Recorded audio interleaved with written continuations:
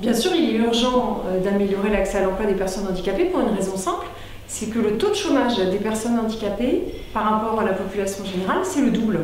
Donc ça fait quasiment 450 000 personnes handicapées, travailleurs handicapés qui sont au chômage, et c'est une situation qui est intolérable.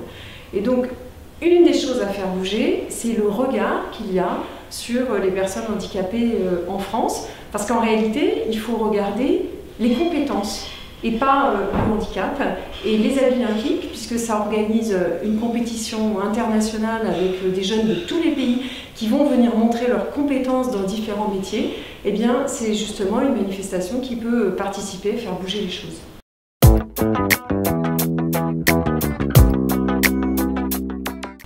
Alors faire changer le regard sur le handicap, c'est vraiment quelque chose d'essentiel, et c'est vraiment là où je mets toute mon énergie, on va dire, de secrétaire d'État en charge des personnes handicapées. Bien sûr, je ne suis pas la seule à agir dans ce sens, l'ensemble des associations représentatives de personnes handicapées, parce qu'il y a un enjeu majeur. D'abord, l'enjeu, il est déjà dès l'école, c'est-à-dire que les enfants en situation de handicap, eh bien, ils doivent aller à l'école avec les autres enfants, et c'est bien la meilleure façon de faire changer le regard, parce que les préjugés, vous savez, on en a tous, et en fait les préjugés, ils sont très ancrés. Donc c'est dès l'enfance, dès la classe maternelle.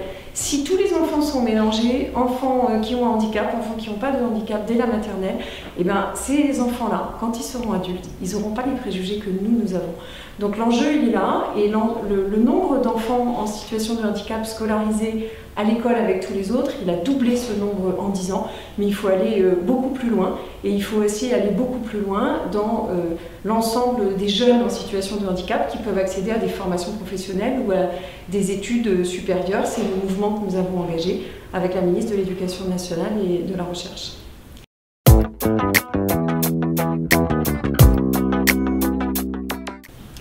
Parce que c'est une compétition internationale, 35 pays, vous vous rendez compte? Et puis ça a aussi été l'engagement du président de la République. Lors de la conférence nationale du handicap en décembre 2014, il avait donc précisé que la France soutenait cette manifestation, mais non seulement la soutenait, mais aussi accueillait les habits olympiques. C'est donc la première fois que la France accueille cette grande manifestation. Je crois que ça montre l'engagement de la France dans les habits olympiques, parce que effectivement, nous voulons montrer que nous aussi, nous pouvons être moteurs dans la promotion des jeunes qui font des métiers extrêmement diversifiés.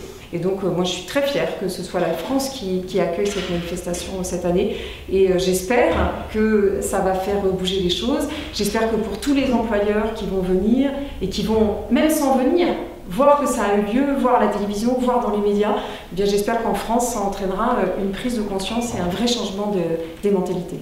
On a tous des compétences, on a tous des envies, on a tous des passions, on a tous des rêves, et même si on a un handicap en fait, et que ça ne change rien. C'est pas le handicap qui doit être pris en compte, c'est les rêves, les passions, la volonté.